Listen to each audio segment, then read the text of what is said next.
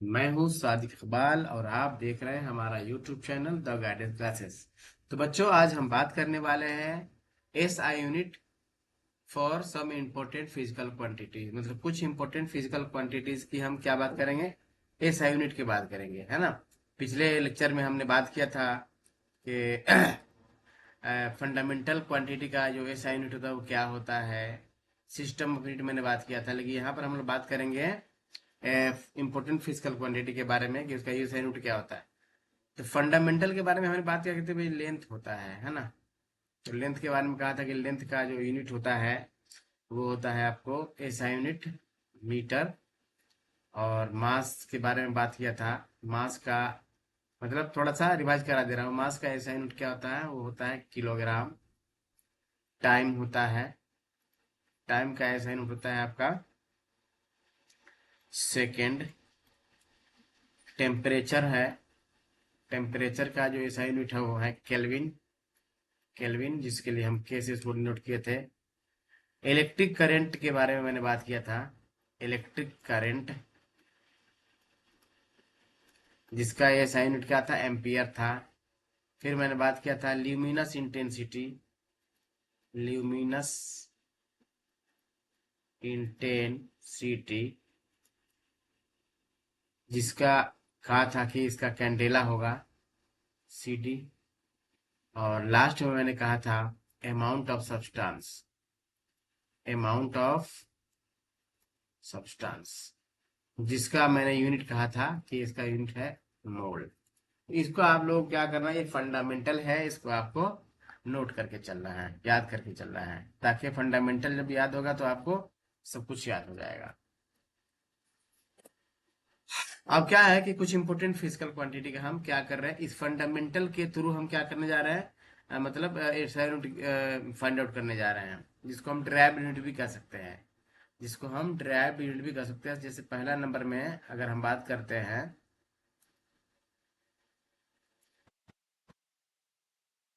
एक second. First number में अगर बात किया जाए, अगर हम लेते हैं एरिया, क्या लेते हैं, एरिया। तो एरिया इक्वल टू क्या होता है भाई, फॉर्मूला आपको पता होना चाहिए एरिया का। लंबाई गुना चौड़ाई होता है, लेंथ इंटू ब्रेथ। अगर हम इसका एस आई यूनिट हम लिखेंगे, अगर हम कैसे लिखेंगे, एस आई यूनिट को लिखेंगे तो क्या लिखेंगे हम, लेंथ की जगह पर लंबाई को क्या, उसका तो यूनिट होता है मीटर। और चौड़ाई भी एक तरह का डिस्टेंस है ना, तो डिस्टेंस का भी क्या हो जाएगा भाई, मीटर। मतलब लंबाई और चौड़ाई, लंबाई और चौड़ाई दोनों क्या है भाई, ये डिस्टेंस के कैटेगरी से आता है। ये क्या है, डिस्टेंस बोलो या लेंथ बोलो, दोनों सेम कैटेगरी से आता है, इसीलिए। और डिस्टेंस का यूनिट क्या होता है भाई, मीटर होता है ना। तो हमने मीटर इंटू मीटर क्या हो जाएगा, मीटर स्क्वायर। तो एरिया का जब भी ऐसा यूनिट आएगा हम लोग क्या करेंगे, मीटर स्क्वायर यूज करेंगे। सेकेंड में हमारा वॉल्यूम, जिसको हम हिंदी में कहते हैं आयतन। हिंदी में क्या कहते हैं, आयतन। तो वॉल्यूम के बारे में है कि volume equal to length into breadth into height. लंबाई गुना चौड़ाई गुना ऊंचाई, ये ठीक है। तो अगर हम इसका एस यूनिट के बारे में बात करें, तो जो लंबाई चौड़ाई और ऊंचाई तीनों एक तरह का डिस्टेंस है। तीनों क्या है, एक तरह का डिस्टेंस, एक तरह का लेंथ है। मतलब लंबाई भी लेंथ है, चौड़ाई भी एक तरह का लेंथ है, ऊंचाई भी एक तरह का लेंथ ही है। तो लेंथ का यूनिट क्या होता है भाई, मीटर होता है। तो सबका क्या हो जाएगा, metre into metre into metre. तो सबका आपका हो जाएगा मीटर क्यूब हो जाएगा, ठीक है। तो वॉल्यूम की जब भी आएगी हम लोग क्या यूज करेंगे, मीटर क्यूब याद करेंगे, ठीक। 3 नंबर में हम लोग चलते हैं, लिखते हैं डेंसिटी। डेंसिटी के बारे में मतलब ये ध्यान रहे कि किसी भी फिजिकल क्वांटिटी का अगर हमको याद है फॉर्मूला, तो हम उसका एस आई यूनिट हम इजीली फाइंड आउट कर सकते हैं। S I unit easily find, density equal to क्या होता है, डेंसिटी इक्वल टू होता है आपका mass by volume. Mass by volume. Density को हिंदी में क्या कहते हैं भाई, घनत्व बोलते हैं, घनत्व। घनत्व, घनत्व इक्वल टू क्या होता है, द्रव्यमान बटा आयतन। तो अब इसका ऐसा यूनिट अगर हमको मालूम करना पड़ेगा तो क्या करेंगे भाई, तो ऊपर में हमारा क्या है देख लो भाई, मास है। मास, मास का क्या होता है, किलोग्राम होता है। और नीचे में वॉल्यूम का अभी ना फाइंड आउट किए हैं, मीटर क्यूब। तो इसको हम लिख सकते हैं केजी पर मीटर क्यूब, या अगर मीटर क्यूब का ऊपर ले जाओगे तो केजी मीटर का पावर -3। ये आपका हो जाएगा डेंसिटी का एसआई यूनिट। ठीक है, फिर हम आगे बढ़ते हैं 4 नंबर पे, फोर्स पे। सॉरी, फोर्स के पहले हम आते हैं स्पीड पे आते हैं। स्पीड, जिसको हम हिंदी में क्या बोलते हैं भाई, चाल बोलते हैं। हिंदी में बोलते हैं चाल, है ना। स्पीड, तो स्पीड जो है आपका, आपको फॉर्मूला पता होगा कि डिस्टेंस बाय टाइम होता है। Speed equal to distance by time होता है ना। तो अगर मैं बात करूं इसका एस आई यूनिट के बारे में, तो डिस्टेंस क्या है, एक तरह का लेंथ है भाई। ये भी एक तरह का क्या है, लेंथ है। और लेंथ के बारे में मैंने कहा था कि मीटर होता है इसका, और टाइम का क्या होता है, सेकेंड होता है। मतलब मीटर पर second, metre second inverse, metre second inverse, है ना। तो ये आप याद करेंगे। मतलब आपको ये पता चल रहा है कि किसी भी फिजिकल क्वांटिटी का यूनिट फाइंड आउट करने के लिए उसका हमें बस सिर्फ फॉर्मूला याद होना चाहिए। और फंडामेंटल जो क्वांटिटीज जो है, जो 7 फंडामेंटल क्वांटिटीज हमने बताए हैं आपको, उसको आपको क्या करना है, मेमोराइज कर लेना है, याद करके चलना।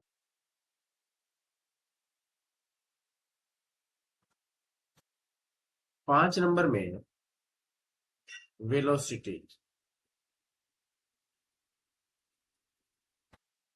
तो वेलोसिटी इक्वल टू आपका होता है डिस्प्लेसमेंट बाय टाइम। हालांकि एक्चुअल होता है change in displacement by time, लेकिन हम चेंज इन डिस्प्लेसमेंट को डिस्प्लेसमेंट बोल सकते हैं हम, है ना। डिस्प्लेसमेंट क्या है, एक तरह का लेंथ है भाई। तो लेंथ के लिए क्या हो जाएगा, अगर मैं एस आई यूनिट लिखूं, तो लेंथ का एस आई यूनिट हो जाता है ऊपर में मीटर, नीचे में टाइम है सेकेंड। तो स्पीड और वेलोसिटी दोनों की एस आई यूनिट हो गए मीटर पर सेकेंड। ठीक है, अब बात करते हैं एक्सेलरेशन की। Acceleration, acceleration, acceleration A equal to होता है आपका change in velocity by time, है ना। चेंज इन वेलोसिटी, जैसे ही ये ट्रायंगल वाला हम सिंबल बना देंगे, आप समझ लेना कि ये चेंज का सिंबल है, डेल, है ना। Del v by del t, इसको हम पढ़ेंगे डेल या डेल्टा पढ़ सकते हैं बाई, मतलब चेंज इन वेलोसिटी। तो इसको पढ़ सकते हैं rate change of velocity, velocity with respect to time. तो ऊपर में तो वेलोसिटी का चेंज वेलोसिटी होता है, यानी कि ऊपर में मीटर पर सेकेंड हो गया, और नीचे में आपका क्या हो गया, टाइम का सेकेंड हो गया। तो जब इसको आप कैलकुलेट करोगे तो इसका एस आई यूनिट आपका आ जाएगा, क्या आ जाएगा भाई, मीटर पर सेकेंड स्क्वायर। तो एक्सेलरेशन के लिए आपका मीटर पर सेकेंड स्क्वायर आ गया। ठीक है, आगे हम लोग बात करते हैं फोर्स के लिए। 7 नंबर में आते हैं हम लोग, फोर्स के लिए बात करते हैं। ठीक है, तो फोर्स, फॉर्मूला हमारा फोर्स का क्या है भाई, F equal to mass into acceleration.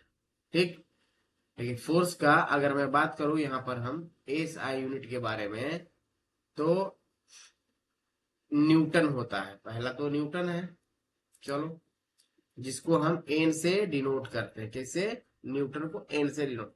अगर आप फॉर्मूला के हिसाब से देखें, फॉर्मूला के अकॉर्डिंग देखें, तो मास के लिए क्या होता है, मास का केजी होता है। अब एक्सेलरेशन क्या होता है भाई, मीटर पर सेकेंड स्क्वायर। अभी हम लोग फाइंड आउट किए, यानी कि इसका अगर ये साइन उठ लिखे तो केजी मीटर पर सेकेंड स्क्वायर हो जाएगा।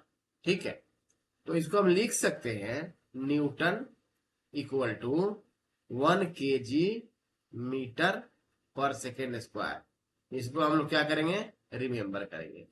फोर्स, लेकिन इसका हम बात करेंगे अब सीजीएस यूनिट, वो थोड़ा सा इंपॉर्टेंट है क्वांटिटी, इसलिए हम इसका सीजीएस भी बात करेंगे। तो इसका सीजीएस यूनिट जो होता है वो होता है डाइल, वो होता है डाइल। और अगर आप फॉर्मूला के अकॉर्डिंग बात करें तो मास में केजी है तो केजी की जगह पर क्या हो जाएगा, ग्राम हो जाएगा। और यहाँ पर मीटर है तो मीटर की जगह पर क्या हो जाएगा, सेंटीमीटर हो जाएगा। यहाँ पे सेकेंड स्क्वायर है, सेकेंड स्क्वायर तो हर जगह सेकेंड ही रहता है ना। तो अब हम यहाँ पे लिख सकते हैं 1 dyne equal to 1 gram centimetre पर सेकेंड स्क्वायर। मतलब ये आपका हो गया ऑल अबाउट फोर्स। अब हम चाहते हैं कि ये न्यूटन और डाइन में रिलेशन बनाना है ना, तो देखिए कैसे बनता है।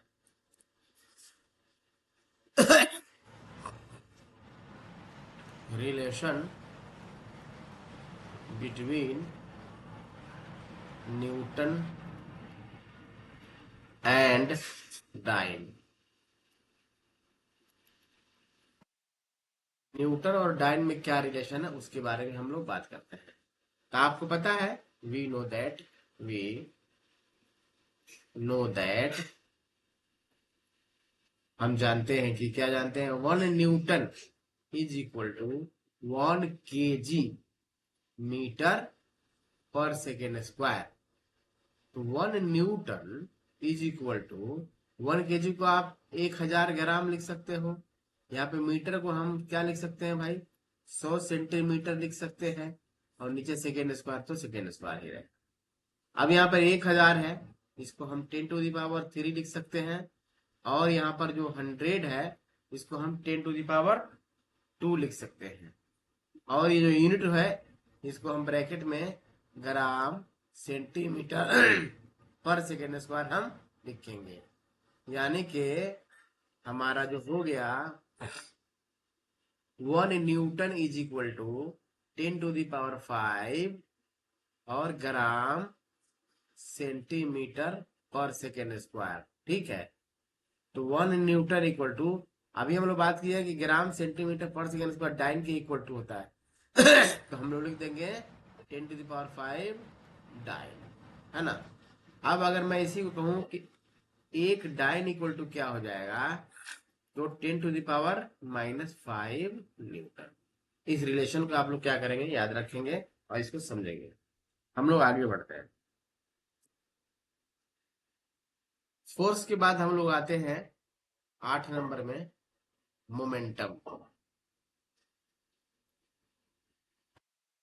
मोमेंटम मोमेंटम कहने का मतलब है लीनियर मोमेंटम। मोमेंटम कहने का मतलब है लीनियर मोमेंटम, है ना। तो मोमेंटम इक्वल टू होता है आपका P equal to mass into velocity, है ना। तो इसका अगर मैं बात करूं एसआई यूनिट तो क्या हो जाएगा, मास है तो मास के लिए केजी, और यहाँ वेलोसिटी है, वेलोसिटी के लिए मीटर पर सेकेंड स्क्वायर। तो आपका मोमेंटम का क्या हो गया, मीटर पर सेकेंड, केजी मीटर पर सेकेंड स्क्वायर। 9 नंबर में बात करूं अगर हम, तो यहाँ बात करते हैं इम्पल्स की। क्या बात करते हैं, इम्पल्स। इम्पल्स इक्वल टू जो होता है ना आपका फोर्स इंटू टाइम। इम्पल्स होता क्या है, इम्पल्स होता है कि force applied on an body for very short interval of time, है ना। तो इम्पल्स का अगर एसआई यूनिट के बारे में हम बात करें, एसआई यूनिट के बारे में बात करें तो 1 नंबर में फोर्स का होता है यूनिट और टाइम का होता है सेकेंड। तो न्यूटन सेकेंड आप लिख सकते हैं।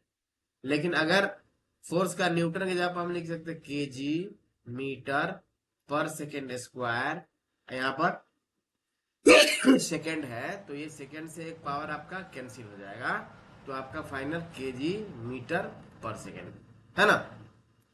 केजी मीटर पर सेकेंड, यहाँ पर वेलोसिटी में केजी मीटर पर सेकेंड होगा, क्योंकि यहाँ पर वेलोसिटी है ना, तो यहाँ पर वेलोसिटी में केजी मीटर पर सेकेंड होगा।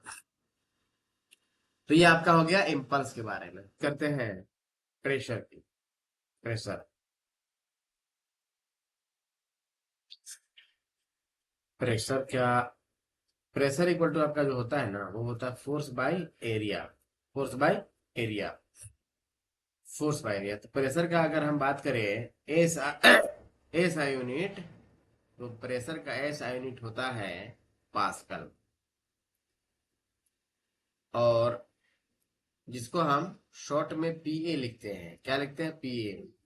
लेकिन अगर फॉर्मूला के अकॉर्डिंग देखा जाए तो फोर्स का क्या होता है? ऊपर में न्यूटन और नीचे में आपका एरिया है मीटर स्क्वायर। तो आप बिल्कुल लिख सकते हो 1 पास्कल इक्वल टू 1 न्यूटन पर मीटर स्क्वायर। ठीक है, तो ये प्रेशर का आपका हुआ। 11 नंबर में आपका है स्ट्रेस। स्ट्रेस स्ट्रेस का भी वही सेम फॉर्मूला होता है। स्ट्रेस का भी सेम फॉर्मूला होता है, फोर्स अपॉन एरिया। तो इसका भी एस आई यूनिट हो जाएगा क्या? न्यूटन पर मीटर स्क्वायर। इसके बाद हम लोग क्या करते हैं? 12 नंबर में बात करते हैं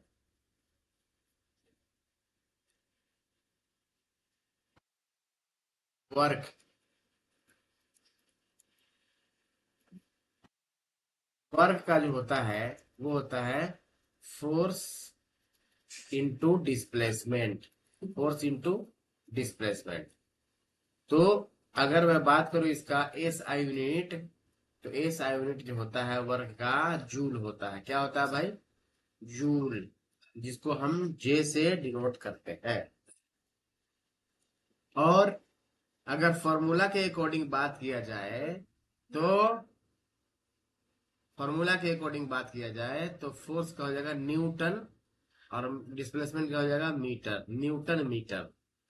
तो हम लिख सकते हैं कि 1 joule equal to 1 newton metre.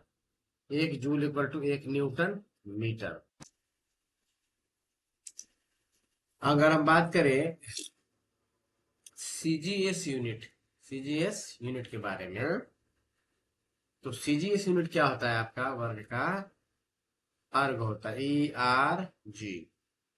और अगर फॉर्मूला के अकॉर्डिंग अगर हम बात करें तो वो होता है आपका, फोर्स का हो जाएगा डाइन और आपका डिस्प्लेसमेंट का हो जाएगा सेंटीमीटर। यानी कि अगर आप लिख सकते हो 1 erg equal to 1 dyne centimetre. Relation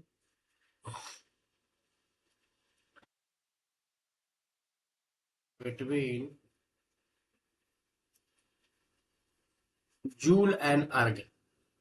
joule and erg. Joule और अर्ग में क्या रिलेशन है वो हम लोग बात करने जा रहे हैं। तो आपको पता है कि 1 जूल इज इक्वल टू होता है 1 न्यूटन मीटर। ये पता है आप। तो अगर हम लिख दें 1 joule is equal to 1 newton के जगह पर 10 का पावर 5 डाइन, क्योंकि पहले हम बता चुके हैं आपको। और मीटर के जगह पर अगर हम लिख दें 100 सेंटीमीटर, है ना? तो आपका 10 टू द पावर 7 क्या हो जाएगा? Dyne centimetre. और ये डाइन सेंटीमीटर को आप क्या लिख सकते हो? इसको लिख सकते हो अर्ग। 10 टू द पावर 7 क्या हो जाएगा? अर्ग हो जाएगा। मतलब 1 joule equal to 10 to the power क्या हो गया भाई? 7 अर्ग हो गया। ठीक है ना? तो अगर मैं उसका उल्टा करूं कि 1 अर्ग इक्वल टू क्या हो जाएगा? तो 1 अर्ग बराबर 10 टू द पावर -7 जूल होगा। 1 erg equal to minus 10 to the power -7 joule हो जाएगा। एनर्जी का unit same as work. Same as work. इसका मतलब अगर इसका भी बात करें एस आई तो जूल, और इसका अगर हम सीजीएस बात करें तो अर्ग। अब जो रिलेशन है यहाँ पर सेम रहेगा। ठीक है। पावर 14 में बात करते हैं पावर। पावर इक्वल टू होता है आपका work by time. Work by time. तो इसका अगर हम बात करें एस आई यूनिट तो होता है आपका वाट। पावर का एस यूनिट क्या होता है? वाट। अगर फॉर्मूला के अकॉर्डिंग अगर बात किया जाए तो ऊपर में वर्क है, वर्क का क्या होता है जूल, नीचे में टाइम का सेकेंड, यानी कि 1 watt equal to 1 joule per second. ठीक है, ये आपका पावर का हो गया। तो इतना आपको पता चल गया कि